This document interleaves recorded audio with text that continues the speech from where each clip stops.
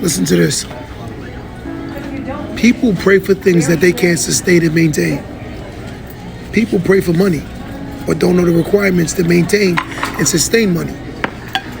People cry for great relationships, but not the knowledge on how to sustain a great relationship. They want great jobs, but never the requirements to sustain and maintain a great job. Children that are obedient when they're not obedient themselves. A luxury vehicle till they see their first maintenance bill on that vehicle.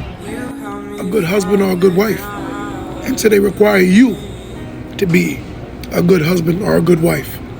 They want to be a boss until they see the requirements of what it is to be a boss.